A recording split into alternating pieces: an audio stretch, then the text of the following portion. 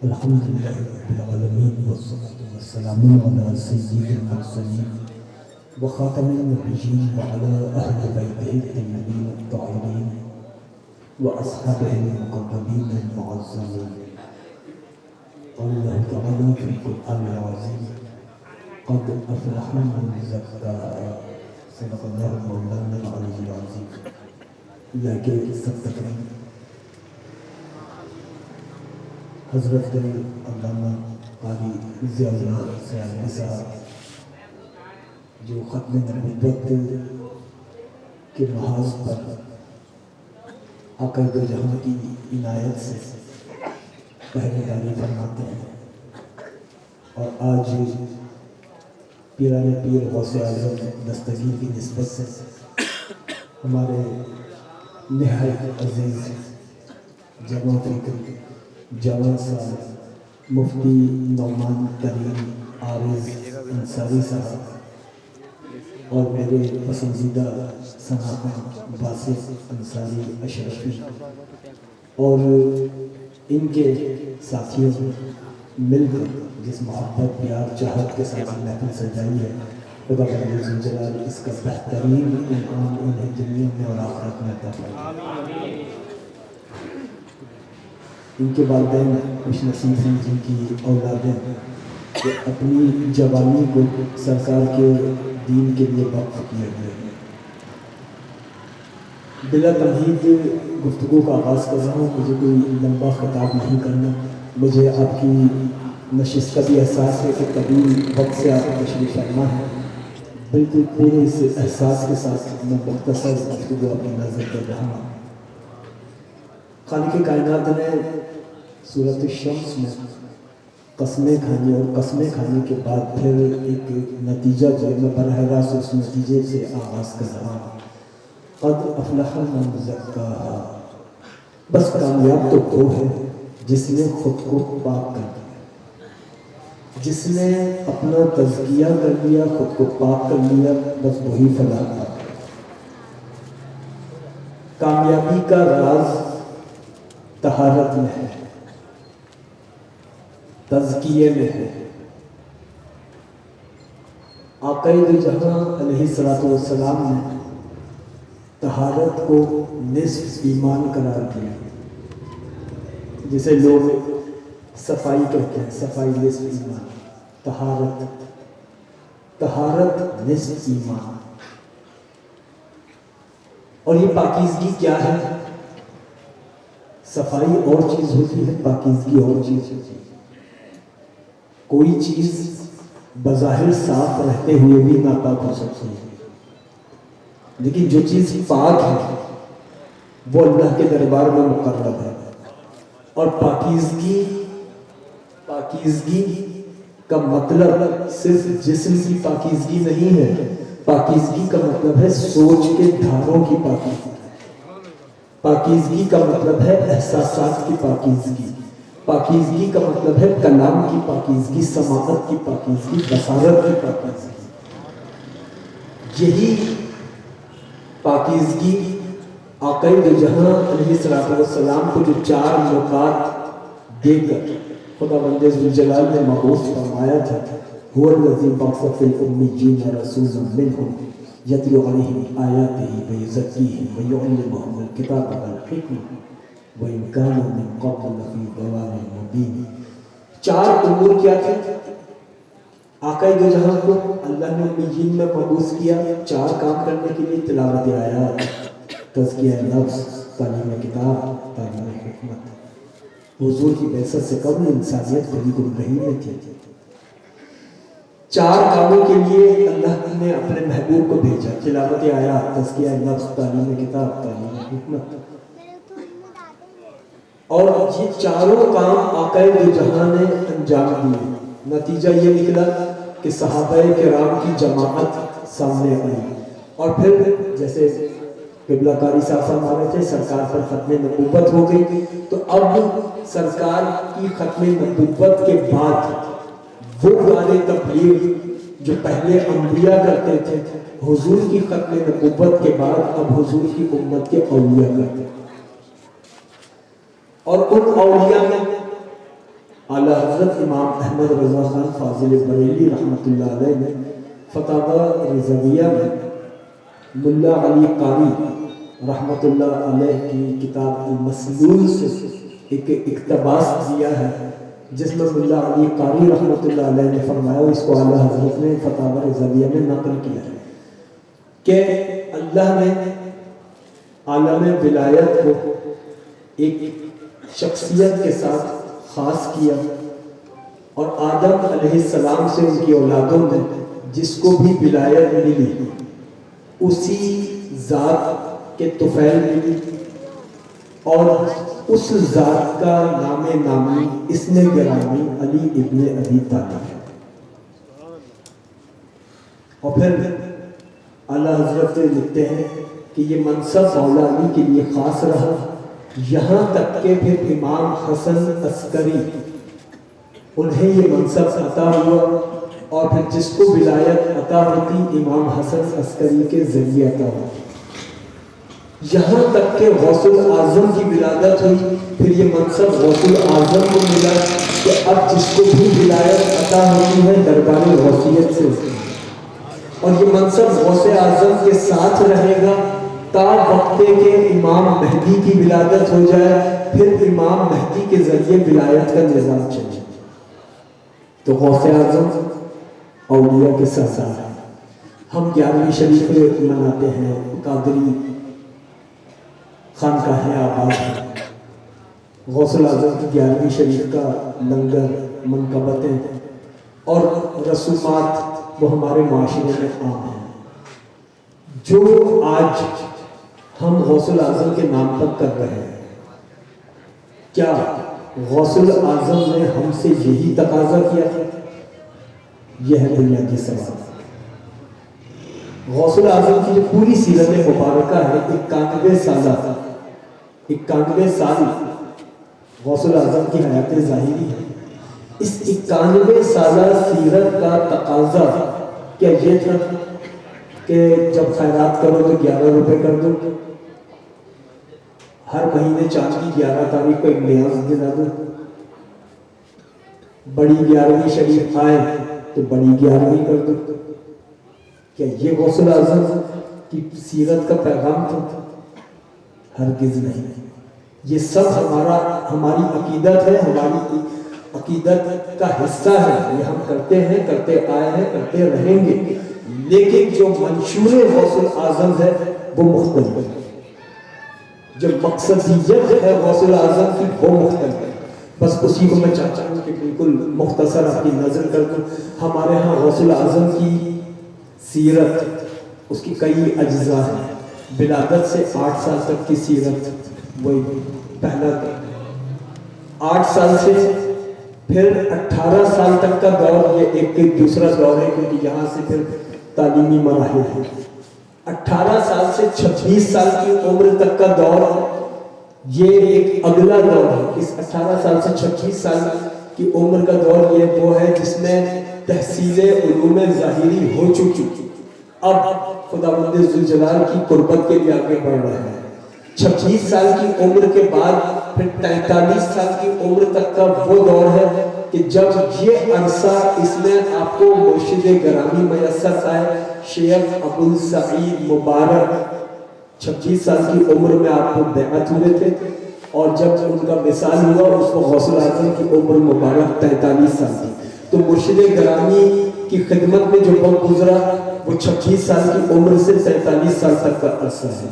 پھر جب 43 سال کی عمر ہوئی، مرشد گرامی کا وصال ہو گیا، اس کے بعد پھر آپ جامعہ مدرسہ نظامیہ اس کے محتمل بنے، پرنسپل بنے، مدرسہ نظامیہ کے بغداد شریف میں 43 سال کی عمر میں پرنسپل بنے، اور اس کے بعد پھر غوث الاعظم دستگیر نے 65 سال کی عمر تک وہاں تبلیغی اور وہاں تعلیمی خدمات انجام دی۔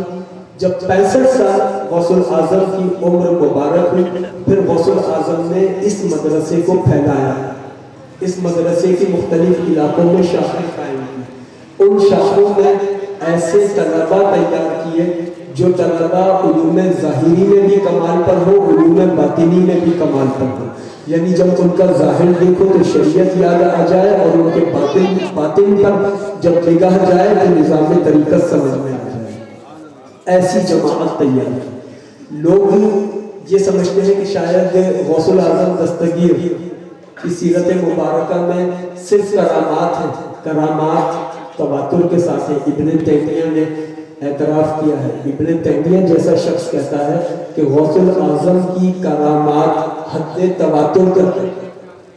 یہ ابن تیمیہ کا جملہ ہے، حد تواتر تک ہے غوث الاعظم کی کرامات. لیکن غوث الاعظم دستگیر کی کرامات اس وقت کی ضرورت تھی، اس وقت کی ضرورت کے تحت آپ سے کرامات کا ظہور ہوا.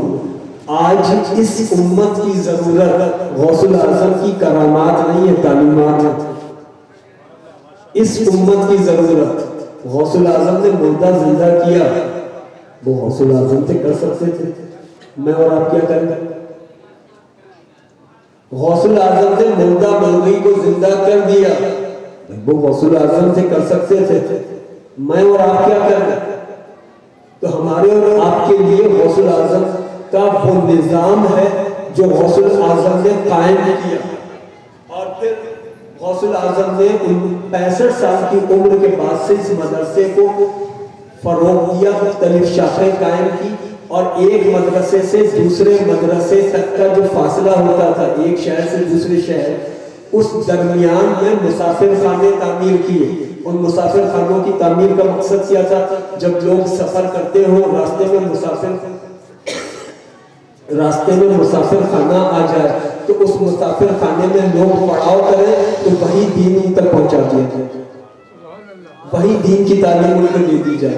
ہر مسافر خانے پر آپ نے اپنے شاگردوں کو نامزد کیا جو مسافر خانوں پر آنے والے مسافروں کو کھانا بھی کھلاتے تھے اور انہیں اللہ اور اس کے رسول کا پیغام بھی پہنچاتے تھے. یہ غوث الاعظم کا تبلیغی نیٹ ورک تھا. غوث الاعظم دستگیر نے ایسی شاگردوں کی جماعت تیار کی کہ اس جماعت میں ایک دو شخصیات کے نام لے دیتا ہوں، اس سے آپ کو اندازہ ہو جائے گا کہ غوث الاعظم نے علم کے فروغ کے لیے اور باطن کی تطہیر کے لیے جو جماعت تیار کی وہ کیسے لوگوں کی تھی. غوث الاعظم دستگیر کے شاگردوں میں ایک شاگرد ہے شیخ شہاب الدین عمر سہروردی. یہ اتنا بڑا نام ہے کہ بہاؤالدین زکریا ملتانی ان کے مرید ہیں. میں بہاؤالدین زکریا ملتانی رحمۃ اللہ علیہ کے مرشد کی بات کر رہا ہوں.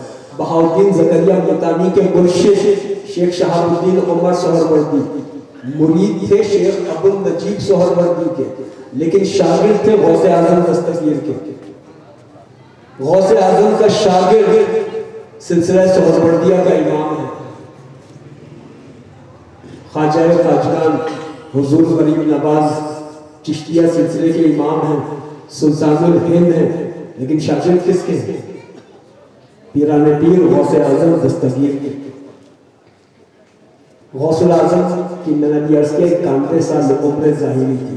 غوث اعظم کی عمر ظاہری کا 1 سال کم، 90 سال جب عمر تھی، اس وقت خواجہ معین الدین چشتی کی عمر مبارک 34 سال. جب غوث الاعظم کی 90 سال عمر تھی اس وقت خواجہ معین الدین چشتی کی عمر 34 سال ہے. خواجہ معین الدین چشتی غریب نواز بغداد شریف تشریف لے گئے، اور بغداد شریف میں تشریف لے جانے کے بعد پھر غوث الاعظم سے خاص خلوت میں علیحدہ علوم حاصل کیے. یہ غوث الاعظم کی حیات ظاہری کا آخری دور ہے اور یہ غریب نواز کا ابھرتا ہوا شباب ہے. چشتی اور قادری میکدے مل رہے ہیں.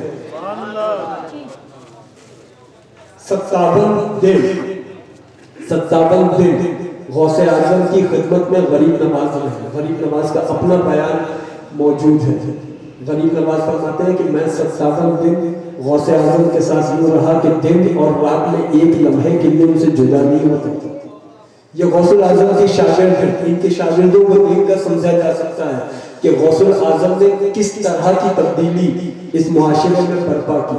غوث الاعظم کے خطبات جب آپ ان خطبات کو پڑھیں گے تو اس میں آپ کو تعلیم ملے گی. غوث الاعظم کے خطبات کا مجموعہ ہے الفتح الربانی, PDF میں بھی موجود ہے, اس کو ڈاؤن لوڈ کر کے پڑھیے, اردو ترجمہ موجود ہے. غوث الاعظم کے خطبات الفتح الربانی, اور اس میں غوث الاعظم کا 26واں خطبہ جو 26ویں مجلس کہلاتا ہے, 26واں خطبہ غوث اعظم دستگیر خطبہ دے رہے ہیں. اب میں خطبے پر کلام نہیں کر رہا, اس خطبے کے آخر میں غوث الاعظم نے چند دعائیہ کلمات کہے. ان دعائیہ کلمات میں خانقاہ کے مزاج کو سمجھایا کہ خانقاہ کا مزاج کیسا ہونا چاہیے. اب وہ دعائیہ جملے سنیے. غوث اعظم دستگیر خطبہ دے رہے, خطبہ مکمل ہوا, اب اختتام پر دعائیہ کلمات. غوث اعظم فرماتے اے پروردگار, اے میرے مالک, میری آنکھوں کو حکم دے دے کہ بس یہ وہی دیکھے جو تو دکھانا چاہتا ہے.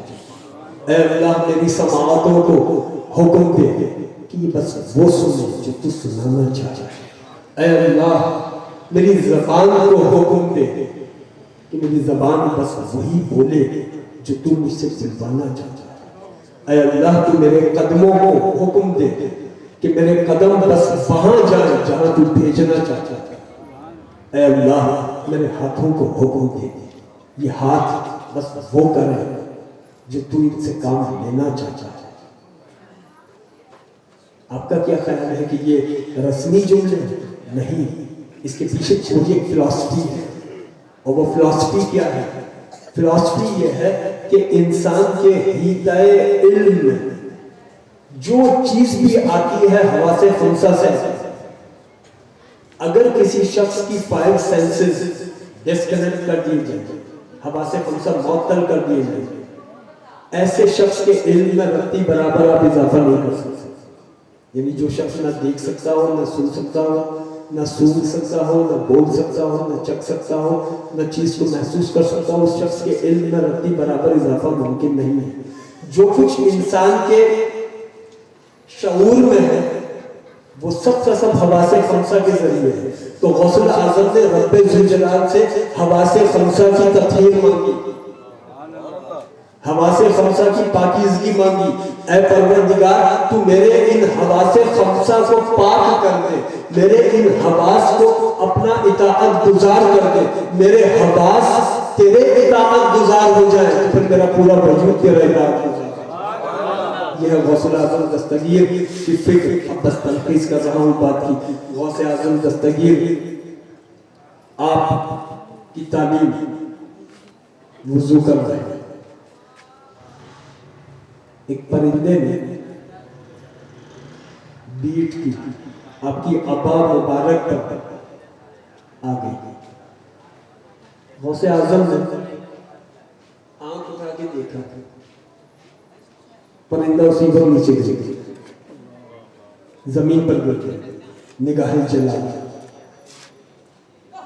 اب اگلا حصہ غوث اعظم نے اپنی ابا مبارک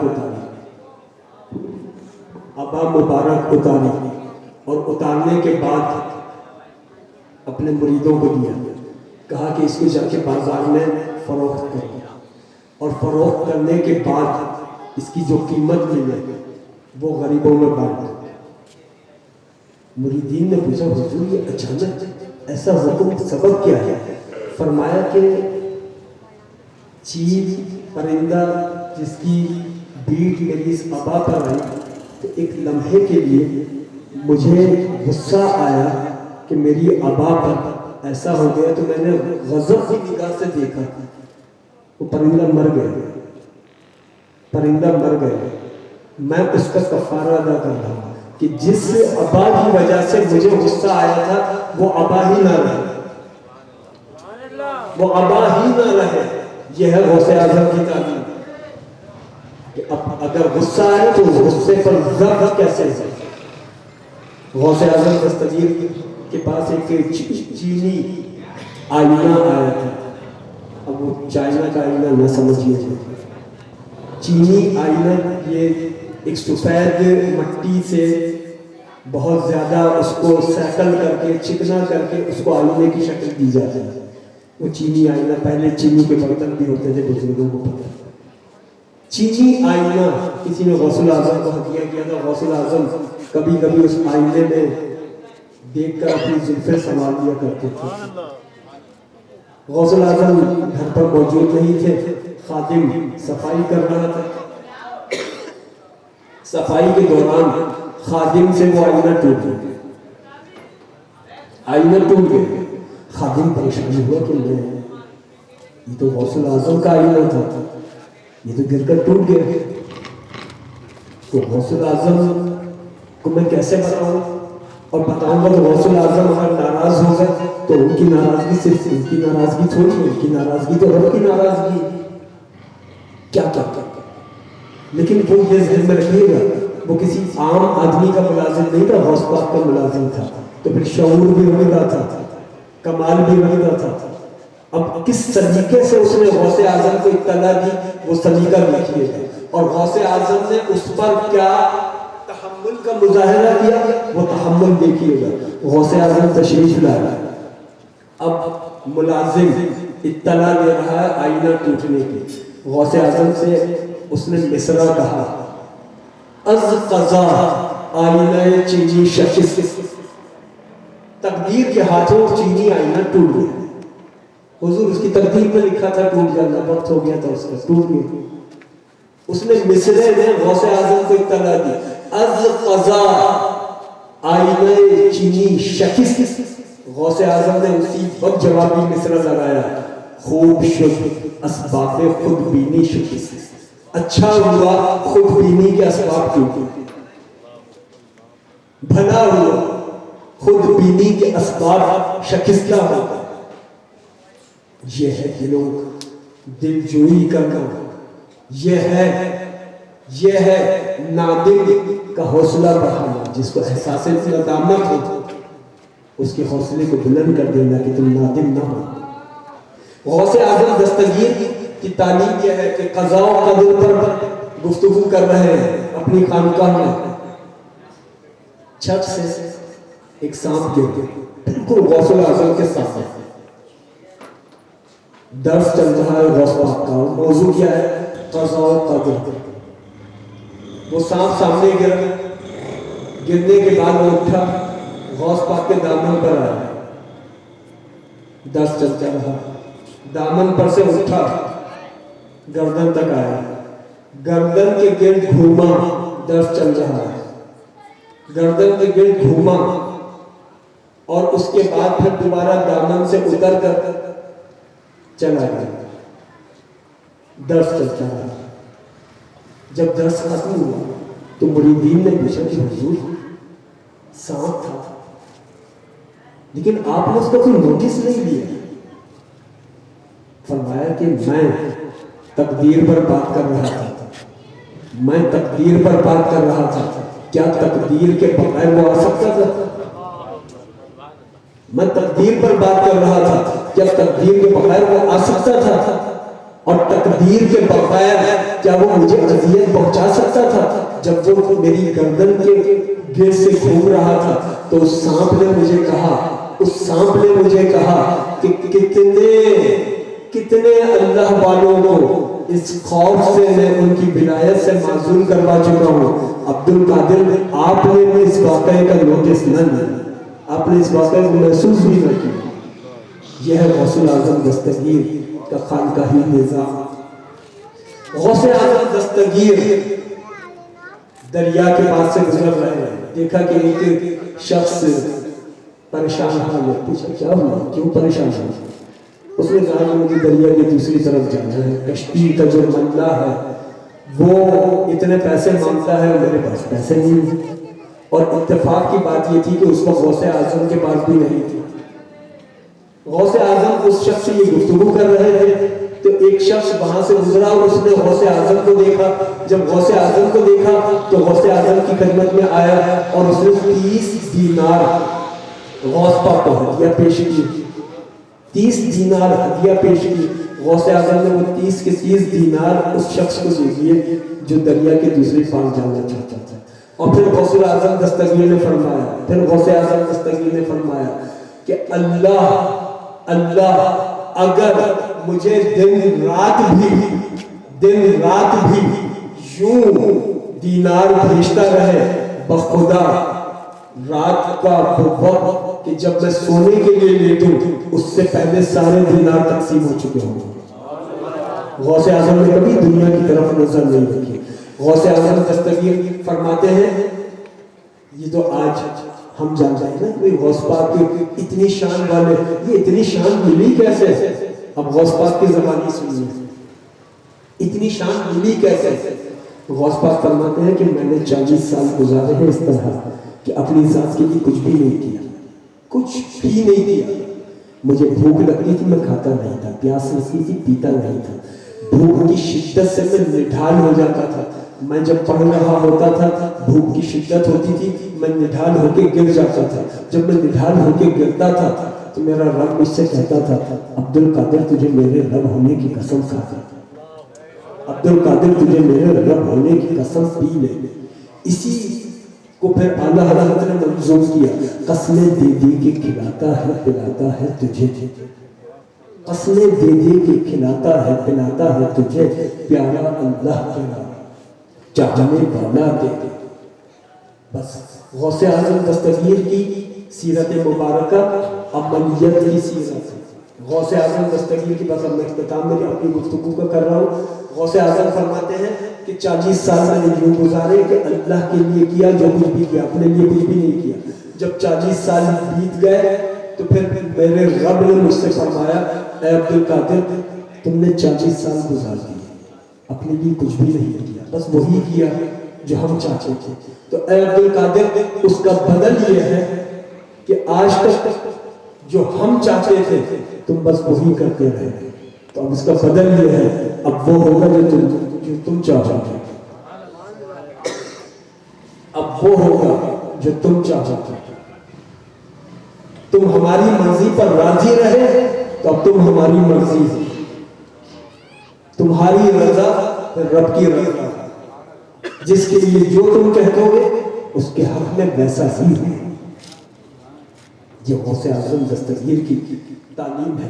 غوث اعظم دستگیر نے کئی کتابیں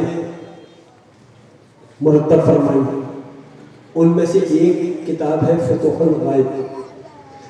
اس میں غوث اعظم کے ملفوظات ہیں، خطبات نہیں، ملفوظات جو خانقاہ میں بیٹھ کر گفتگو ہوتی تھی۔ اب میں حیران ہوتا ہوں فتوح الغائب پڑھ کر کہ غوث اعظم کی خانقاہ میں کیا گفتگو ہوتی تھی۔ آج جب ہم خانقاہوں میں جاتے ہیں ہوتی ہوئی کہیں، اب یہ ہماری بدقسمتی ہے کہ ہمیں سننے کو نہیں ملتی، یہ ہماری مہربانی ہے، ہمیں سننے کو نہیں ملتی۔ ہمیں تو خانقاہوں میں یہی ملتا ہے کہ اب 11ویں ہو رہی ہے چندہ دے دو، چھٹی آ رہی ہے چندہ دے دو، اب چادر جانی ہے بابا فرید کے چندہ دے دو۔ لیکن غوث اعظم کی خانقاہ میں کیا گفتگو ہوتی تھی؟ فتوح الغیب پڑھیے۔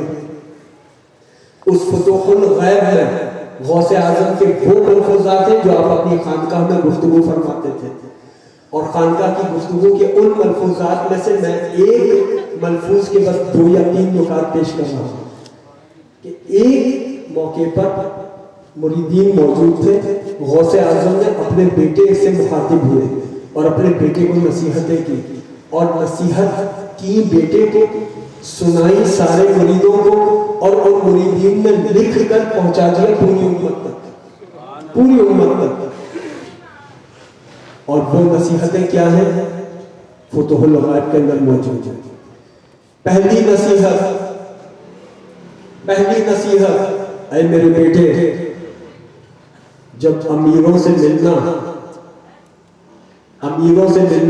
تو امیرانہ شان سے ملنا، امیرانہ شان سے ملنا، اور جب غریبوں سے ملنا تو فقیرانہ عاجزی سے ملنا۔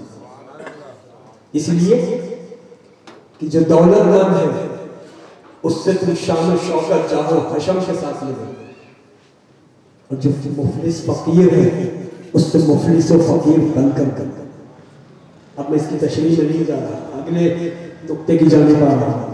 پھر غوث اعظم نے فرمایا کہ اللہ کی بارگاہ میں نیک اعمال کا اجر اتنا نہیں ہوگا، اس جملے کو سنیے گا، اللہ کی بارگاہ میں نیک اعمال کا اجر اتنا نہیں ہوتا جتنا اجر ان کاموں سے بچنے کا ہوتا ہے جن سے اللہ ناراض ہو۔ یعنی اگر تم نیکی کرتے رہو، نماز بھی پڑھ رہے ہو، روزہ بھی رکھ رہے ہو، حج بھی کر رہے ہو، عبادتیں بھی ہو رہی ہیں، تسبیح پہ درود بھی چل رہا ہے، استغفار بھی پڑھ رہے ہیں، وظائف بھی ہو رہے ہیں، لیکن زبان پر گالیاں بھی ہیں، طوفان بدتمیزی بھی ہے، غیبت بھی ہے، چغل خوری بھی ہے، عیب جوئی بھی ہے، تانا زنی بھی ہے، لوگوں کے کردار کا مذاق اڑانا بھی ہے، تو پھر یہ ساری عبادتیں تمہارے کام نہیں آ سکتی۔ اس لیے کہ عبادتوں سے بڑا اجر گناہوں سے بچنے کا ہے۔ گناہوں سے بچو، کثیر عبادتیں بھلے نہ کرو لیکن کوئی ایسا کام نہ کرو جس سے اللہ ناراض ہوتا، اپنے محبوب کو ناراض نہ ہونے۔ اگلا نقطہ، غوث اعظم دستگیر فرماتے ہیں، اے میرے بیٹے، اللہ کی مخلوق کی خدمت کرنا، اس لیے کہ اللہ کی مخلوق کی خدمت اللہ کے قریب کر دیتی ہے۔ اللہ کی مخلوق کی خدمت کرنا لیکن امید صرف اللہ سے رکھنا، اللہ کی مخلوق کے بیچ رہنا، اللہ کی مخلوق کی خدمت کرنا لیکن امید ہمارے امید بولا جاتا ہے، امید صرف اللہ سے رکھنا۔ اور آج اگر ایسا ہوتا ہو کہ پیران طریقت کی امیدیں بھی اپنے دولت مند مریدوں سے بندھی ہوئی ہوں تو پھر یہ غوث اعظم کا نظام طریقت نہیں ہے۔ آج غوث الاعظم نے فرمایا تھا کہ امیروں سے امیرانہ شان سے ملو، فقیروں سے فقیرانہ عاجزی سے ملو۔ آج اگر پیر صاحب کی قربت میں دولت مند مریدوں کی پذیرائی زیادہ ہو اور غریب مرید بیچارہ دور دور ہو، یہ غوث اعظم کا نظام طریقت نہیں ہے۔ غوث اعظم کا نظام طریقت، غوث اعظم کا نظام طریقت وہ رویوں کو بدلنا ہے، ذہن کو کھولنا ہے، عقل کو علم سے آراستہ کرنا ہے، کردار کو پاکیزہ کرنا ہے، خطاؤں سے، اللہ کی نافرمانیوں سے بچنا ہے، ہر اس کام کے لیے آگے بڑھنا ہے جس میں اللہ کی رضا ہو اور اپنے حواس خمسہ کی تطہیر کرنی ہے۔ یہ ہے غوث اعظم کا نظام، یہ ہے غوث اعظم کا نظام طریقت۔ آج ہم 11ویں شریف منائیں اور پھر 11ویں شریف کی برکتیں اپنی جگہ، ہم تو خود اپنے گھر میں ماہانہ 11ویں کرتے، سال بھر ہر مہینے 11ویں کرتے، لیکن میں یہ جملہ ضرور کہوں گا کہ 11ویں شریف منائیے گا لیکن غوث اعظم کی تعلیم جو عملیت کی ہے وہ نہ چھوڑیے گا، اس لیے کہ اس قوم کو تو یہ بتایا گیا ہے کہ تم نے 11ویں کا لنگر کھا لیا جنت تمہاری۔ جس نے 11ویں کا لنگر کھا لیا اس پر جنت واجب ہو گئی، حد ہو گئی۔ غوث اعظم کا طریقہ اپنانا، غوث اعظم کی سیرت کو اپنانا، پھر اس کے بعد جو کریں گے آپ اللہ اور اس کے رسول کے لیے، اس سب کا اضافی اجر ہے۔ بنیاد ہے غوث اعظم کے طریقے کو اختیار کرنا۔ غوث اعظم کا اپنا عمل میں بتاؤں، غوث اعظم حج کے لیے گئے، طواف کعبہ کر رہے تھے، طواف کعبہ کرتے ہوئے خانہ کعبہ کے غلاف کو اٹھایا، غلاف کے اندر چلے گئے، اور غلاف کے اندر جانے کے بعد آپ جانتے ہیں کیا جملہ کہا کہ اے پروردگار، جس طرح آج میں تیری مخلوق سے اوجھل ہوں لیکن تیری نظروں میں ہوں، اے پروردگار قیامت کے دن بھی مجھ سے ایسے ہی حساب لے لینا کہ مخلوق سے اوجھل رہوں، تیری نظروں میں رہوں بس۔ ہم نے عملیت کا راستہ ترک کر دیا، ہم نے پیرانے پیر کے مشن کو آگے نہیں بڑھا. پیرانے پیر کا مشن عظیم مشن تھا. پیرانے پیر نے صرف صوفی تیار نہیں کیے، صرف فقہا تیار نہیں کیے، صرف علماء تیار نہیں کیے. پیرانے پیر نے مجاہدین تیار کیے. سلطان صلاح الدین ایوبی کی فوج میں جس نے بیت المقدس فتح کیا تھا، اس میں آدھے سے زیادہ غوث پاک کے مرید تھے. غوث اعظم نے غیرت کا درس کیا ہے. سب آ کر جیو ہو ہلکا یارو تو پریشم کی طرح نار، رزم حق و باطل ہو تو فولاد ہے مومن. اور ہمارا معاملہ یہ کہ ہم ہلکا یاروں میں فولاد بنے ہوئے اور رزم حق و باطل میں پریشم کی طرح نار. بس خدا بند ذوالجلال پاک پروردگار پیرا میر محی الدین عبد القادر جیلانی غوث اعظم دستگیر کا فیضان عطا فرمائے. حضرت بیدم وارسی سے ان مصروں پر میری گفتگو تمام. رخ محبوب سبحانی کے صدقے، رخ محبوب سبحانی کے صدقے، میں اس تصویر نورانی کے صدقے، فدا مہجبینوں پر زمانہ، فدا مہجبینوں پر زمانہ، میں اپنے پیر لاسانی کے صدقے، میں اپنے پیر لاسانی کے صدقے، معین الدین اجمیری کے قربان، معین الدین اجمیری کے قربان، محی الدین جیلانی کے صدقے، محی الدین جیلانی کے صدقے، فدا بیدم علی کے لادنوں پر، فدا بیدم علی کے لادنوں پر، رسول اللہ کے جانی کے صدقے. آمین بالله.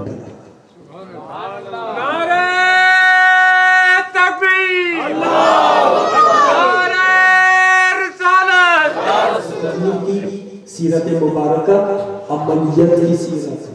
غوث اعظم دستگیر کی بس اب میں اختتام میں اپنی گفتگو کا کر رہا ہوں. غوث اعظم فرماتے ہیں کہ 40 سال میں نے یوں گزارے کہ اللہ کے لیے کیا جو کچھ بھی کیا، اپنے لیے کچھ بھی نہیں کیا.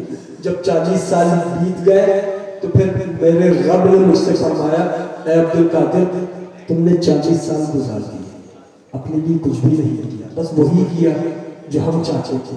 تو اے عبد القادر اس کا بدل یہ ہے کہ آج تک جو ہم چاہتے تھے تم بس وہی کرتے رہے. تو اب اس کا بدل یہ ہے، اب وہ ہوگا جو تم چاہو گے، اب وہ ہوگا جو تم چاہو گے. تم ہماری مرضی پر راضی رہے تو اب تم ہماری مرضی، تمہاری رضا رب کی رضا، جس کے لیے جو تم کہتے گے اس کے حق میں ویسا ہی ہے. یہ غوث اعظم دستگیر کی تعلیم ہے. غوث اعظم دستگیر نے کئی کتابیں مرتب فرمائی، ان میں سے ایک کتاب ہے فتوح الغائب. اس میں غوث اعظم کے ملفوظات ہیں، خطبات نہیں، ملفوظات جو خانقاہ میں بیٹھ کر گفتگو ہوتی تھی. اب میں حیران ہوتا ہوں فتوح الغائب پڑھ کر کہ غوث اعظم کی خانقاہ میں کیا گفتگو ہوتی تھی. آج جب ہم خانقاہوں میں جاتے ہیں ہوتی ہوئی کہیں، اب یہ ہماری بدقسمتی ہے کہ ہمیں سننے کو نہیں ملتی، یہ ہماری مہربانی ہے، ہمیں سننے کو نہیں ملتی. ہمیں تو خانقاہوں میں یہی ملتا ہے کہ اب 11ویں ہو رہی ہے چندہ دے دو، چھٹی آ رہی ہے چندہ دے دو، اب چادر جانی ہے بابا فرید کے چندہ دے دو. لیکن غوث اعظم کی خانقاہ میں کیا گفتگو ہوتی تھی؟ فتوح الغیب پڑھیے. اس فتوح الغیب میں غوث اعظم کے وہ ملفوظات ہیں جو آپ اپنی خانقاہ میں گفتگو فرماتے تھے. اور خانقاہ کی گفتگو کے ان ملفوظات میں سے میں ایک ملفوظ کے بس 2 یا 3 نکات پیش کر رہا ہوں کہ ایک موقع پر مریدین موجود تھے.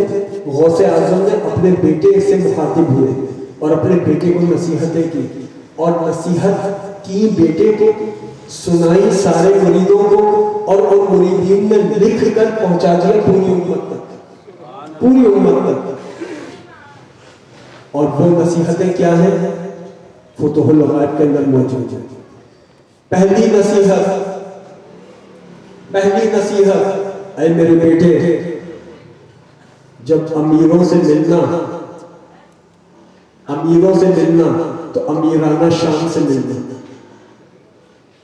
امیرانہ شان سے ملنا، اور جب غریبوں سے ملنا تو فقیرانہ عاجزی سے ملنا۔ اس لیے کہ جو دولت مند ہے اس سے تم شان و شوکت جاہ و حشم کے ساتھ لے گا، اور جو مفلس فقیر ہے اس سے مفلس و فقیر بن کر کر۔ اب میں اس کی تشریح میں نہیں جا رہا، اگلے نقطے کی جانب آ رہا ہوں۔ پھر غوث اعظم نے فرمایا کہ اللہ کی بارگاہ میں نیک اعمال کا اجر اتنا نہیں ہوگا، اس جملے کو سنیے گا، اللہ کی بارگاہ میں نیک اعمال کا اجر اتنا نہیں ہوتا جتنا اجر ان کاموں سے بچنے کا ہوتا ہے جن سے اللہ ناراض ہے۔ یعنی اگر تم نیکی کرتے رہو، نماز بھی پڑھ رہے ہو، روزہ بھی رکھ رہے ہو، حج بھی کر رہے ہو، عبادتیں بھی ہو رہی ہیں، تسبیح پہ درود بھی چل رہا ہے، استغفار بھی پڑھ رہے ہیں، وظائف بھی ہو رہے ہیں، لیکن زبان پر گالیاں بھی ہیں، طوفان بدتمیزی بھی ہے، غیبت بھی ہے، چغل خوری بھی ہے، عیب جوئی بھی ہے، تانا زنی بھی ہے، لوگوں کے کردار کا مذاق اڑانا بھی ہے، تو پھر یہ ساری عبادتیں تمہارے کام نہیں آ سکتی۔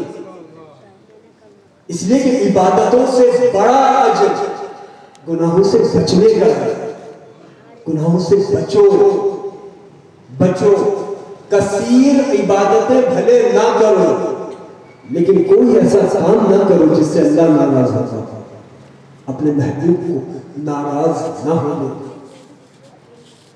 اگلا نقطہ، غوث اعظم دستگیر فرماتے ہیں، اے میرے بیٹے، اللہ کی مخلوق کی خدمت کرنا، اس لیے کہ اللہ کی مخلوق کی خدمت اللہ کے قریب کر دیتے ہیں۔ اللہ کی مخلوق کی خدمت کرنا لیکن امید صرف اللہ سے رکھنا، اللہ کی مخلوق کے بیچ رہنا، اللہ کی مخلوق کی خدمت کرنا لیکن امید ہمارے امید بولا جاتا ہے، امید صرف اللہ سے رکھنا۔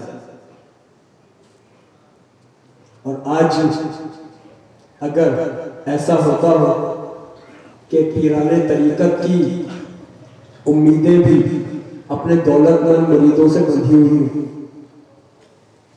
تو پھر یہ غوث اعظم کا نظام طریقت نہیں ہے۔ آج غوث الاعظم نے فرمایا تھا کہ امیروں سے امیرانہ شان سے ملو، فقیروں سے فقیرانہ عاجزی سے ملو۔ آج اگر پیر صاحب کی قربت میں دولت مند مریدوں کی پذیرائی زیادہ ہو اور غریب مرید بیچارہ دور دور ہو، یہ غوث اعظم کا نظام طریقت نہیں ہے۔ غوث اعظم کا نظام طریقت وہ رویوں کو بدلنا ہے، ذہن کو کھولنا ہے، عقل کو علم سے آراستہ کرنا ہے، کردار کو پاکیزہ کرنا ہے، خطاؤں سے، اللہ کی نافرمانیوں سے بچنا ہے، ہر اس کام کے لیے آگے بڑھنا ہے جس میں اللہ کی رضا ہو اور اپنے حواس خمسہ کی تطہیر کرنی ہے۔ یہ ہے غوث اعظم کا نظام، یہ ہے غوث اعظم کا نظام طریقت۔ آج ہم 11ویں شریف منائیں اور پھر 11ویں شریف کی برکتیں اپنی جگہ، ہم تو خود اپنے گھر میں ماہانہ 11ویں کرتے ہیں، سال بھر ہر مہینے 11ویں کرتے ہیں، لیکن میں یہ جملہ ضرور کہوں گا کہ 11ویں شریف منائیے گا لیکن غوث اعظم کی تعلیم جو عملیت کی ہے وہ نہ چھوڑیے گا، اس لیے کہ اس قوم کو تو یہ بتایا گیا ہے کہ تم نے 11ویں کا لنگر کھا لیا جنت تمہاری۔ جس نے 11ویں کا لنگر کھا لیا اس پر جنت واجب ہو گئی۔ حد ہوگی۔ غوث اعظم کا طریقہ اپنانا، غوث اعظم کی سیرت کو اپنانا، پھر اس کے بعد جو کریں گے آپ اللہ اور اس کے رسول کے لیے، اس سب کا اضافی اجر ہے۔ بنیاد ہے غوث اعظم کے طریقے کو اختیار کرنا۔ غوث اعظم کا اپنا عمل میں بتاؤں، غوث اعظم حج کے لیے گئے، طواف کعبہ کر رہے تھے، طواف کعبہ کرتے ہوئے خانہ کعبہ کے غلاف کو اٹھایا، غلاف کے اندر چلے گئے، اور غلاف کے اندر جانے کے بعد آپ جانتے ہیں کیا جملہ کہا کہ اے پروردگار، جس طرح آج میں تیری مخلوق سے اوجھل ہوں لیکن تیری نظروں میں ہوں، اے پروردگار قیامت کے دن بھی مجھ سے ایسے ہی حساب لے لینا کہ مخلوق سے اوجھل رہوں، تیری نظروں میں رہوں بس۔ ہم نے عملیت کا راستہ ترک کر دیا، ہم نے پیران پیر کے مشن کو آگے نہیں بڑھایا۔ پیران پیر کا مشن عظیم مشن تھا۔ پیران پیر نے صرف صوفی تیار نہیں کیے، صرف فقہا تیار نہیں کیے، صرف علماء تیار نہیں کیے، پیران پیر نے مجاہدین تیار کیے۔ سلطان صلاح الدین ایوبی کی فوج میں جس نے بیت المقدس فتح کیا تھا، اس میں آدھے سے زیادہ غوث پاک کے مرید تھے۔ غوث اعظم نے غیرت کا درس دیا ہے، سب اٹھا کر جیو، ہو حلقہ یاروں تو بریشم کی طرح نار، رزم حق و باطل ہو تو فولاد ہے مومن۔ اور ہمارا معاملہ یہ کہ ہم حلقہ یاروں میں فولاد بنے ہوئے اور رزم حق و باطل میں بریشم کی طرح نار۔ بس خدا بند ذوالجلال پاک پروردگار میر محی الدین عبد القادر جیلانی غوث اعظم دستگیر کا فیضان عطا فرمائے۔ حضرت بیدم بارسی سے ان مصروں پر میری گفتگو تمام رخ محبوب سبحانی کے صدقے، رخ محبوب سبحانی کے صدقے، میں اس تصویر نورانی کے صدقے، فدا مہجبینوں پر زمانہ، فدا مہجبینوں پر زمانہ، میں اپنے پیر لاسانی کے صدقے، میں اپنے پیر لاسانی کے صدقے، معین الدین اجمیری کے قربان، معین الدین اجمیری کے قربان، محی الدین جیلانی کے صدقے، محی الدین جیلانی کے صدقے، فدا بیدم علی کے لادنوں پر، فدا بیدم علی کے لادنوں پر، رسول اللہ کے جانی کے صدقے، امالینہ دلہ کلا۔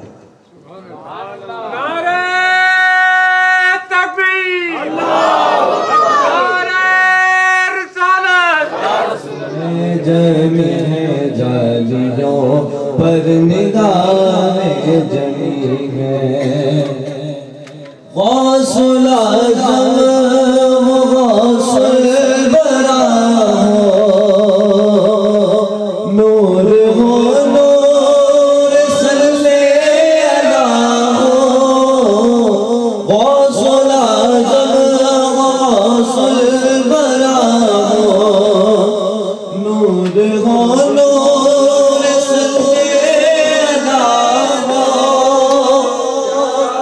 کیا بیان آپ کا مرتبہ ہو، دستگیروں میں مشکل کشا ہو، آج دیدار اپنا کرا دو غوث اعظم، آج دیدار اپنا کرا دو، جالیوں پر نگاہ جمی ہے، جمی ہے جالیوں پر نگاہ جمی ہے،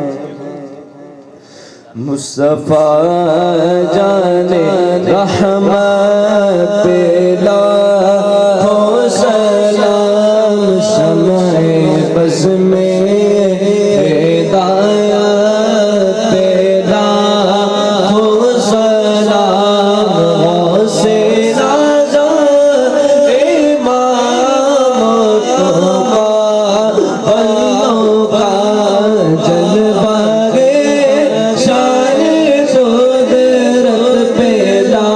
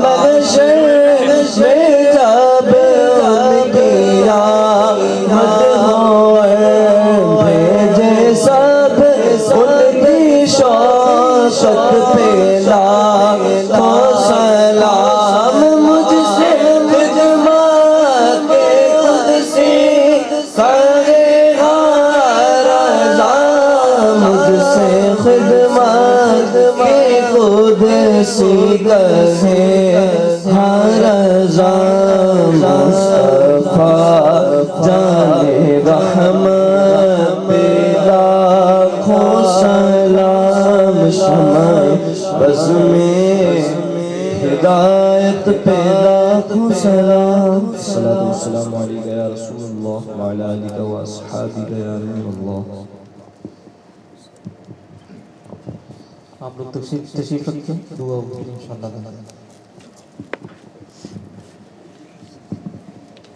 إنك عفو كريم رحيم تحب العفو فاعف عنا يا غفور يا غفور يا غفور. اے اللہ اے پروردگار اس بزم اس کے انعقاد حاضری ذکر سماعت ان سب کو اے اللہ اپنی دربار عالی میں شرف قبولیت عطا فرما.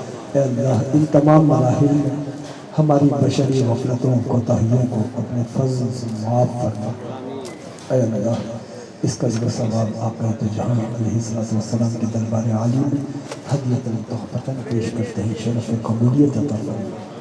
سرکار کے وسیلے سے کل انبیاء کرام مرسلین اعظام امہات المومنین پنجتن پاک جمیع صحابہ کرام کے درباروں میں پیش کرتے ہیں شرف قبولیت عطا فرما. تمام صدیقین شہداء صالحین تابعین تبع تابعین کل اولیاء امت خصوصیت کے ساتھ پیران پیر غوث اعظم دستگیر کے دربار عالی میں ہدیۃ تحفۃ غلامان فقیران منکسرانہ پیش کرتے ہیں. اے اللہ شرف قبولیت عطا فرما. غوث اعظم کے وسیلے سے کل اولیاء امت اور سرکار کی کل امت مرحومہ کل مسلمین مسلمات کے حق میں مقبول منظور فرما. اے اللہ اے پاک پروردگار ہمارے جن بھائیوں نے محبت پیار چاہتوں کے ساتھ یہ محفل سجائی ہے اور اس محفل کے انعقاد کے لیے کئی روز سے کوششیں کاوشیں جتنی کی ہیں اے اللہ ان کے ان تمام سعی کو اے اللہ اپنی دربار میں شرف قبولیت عطا فرما. اے اللہ یہ سب تیری رضا کے لیے ہے تیری خوشنودی کے لیے ہے. اے اللہ تو ہم سے راضی ہو جائے. اے اللہ تو ہم سے خوش ہو جائے. اے اللہ اے پاک پروردگار ہمیں اپنا اطاعت گزار بنانا. اے اللہ اے پاک پروردگار ہمیں اپنی نافرمانیوں سے محفوظ فرما. اللهم ربنا تقبل منا انك انت السميع العليم وتب علينا يا مولانا انك انت التواب الرحيم. اللهم يا قاضي الحاجات اللهم يا شافي الامراض اللهم يا كافي المهمات اللهم يا دافع البليات اللهم يا رافع الدرجات اللهم يا حل المشكلات اللهم يا رب العالمين اللهم يا ارحم الراحمين اللهم يا اكرم الاكرمين. اللهم ربنا آتنا في الدنيا حسنة وفي الآخرة حسنة وقنا عذاب النار. إن الله وملائكته يصلون على النبي يا أيها الذين آمنوا صلوا عليه وسلموا تسليما. اللهم صل على سيدنا ونبينا وشفيعنا مولانا محمد وعلى آل سيدنا مولانا محمد وبارك وسلم وصل عليه إله العالمين وعلى تبارك وتعالى. جتنے لوگوں نے اس محفل کو سجایا تعاون کیا جتنے لوگوں نے اس میں شرکت کی اللہ سب کو دنیا و آخرت کی بھلائی عطا فرما. الہ العالمین مولا کریم جتنے لوگوں نے کسی بھی طرح اس محفل کو سجانے میں تعاون کیا الہ العالمین مولا کریم ان کی دنیا و آخرت کو سجا دے. الہی اس محفل کو ان یا اللہ لمحات کو جاری و ساری فرماتے. الہ العالمین مولا تبارک و تعالی جس محبت کے ساتھ اس خلوص کے ساتھ اس کا اہتمام کیا گیا ہے اس کو اپنی بارگاہ میں قبول فرما دے. یا اللہ کچھ دیر کے لیے یہاں بیٹھنا روز محشر ہماری نجات کا باعث بناتے ہیں. یا اللہ ہماری دنیا بھی اچھی کرتے ہماری آخرت بھی اچھی کرتے. الہی ہم پر کرم فرما دے فضل فرما دے رحم فرما دے. یا اللہ یا رب العالمین جتنے لوگ بزم جان احمد سے جڑے ہوئے ہیں یا اللہ ان سب کی ہر قسم کی مشکل کو آسان فرما دے یا اللہ، دیگر ہم سب کو بھی یا اللہ اس مشن میں شامل فرما دے یا العالمین مولا تبارک و تعالی۔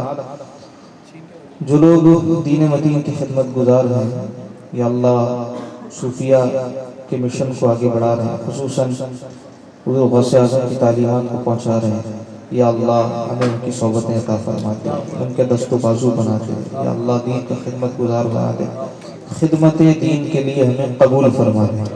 صلی اللہ تعالی علی حبیبہ خیر خلقہ ونور عرشہ وزینۃ فرشہ وقاسم رزقہ سیدنا وحبیبنا ومولانا ومأوانا وملجانا محمد وعلى آلہ وصحبہ اجمعین، آمین آمین آمین برحمتک یا ارحم الراحمین۔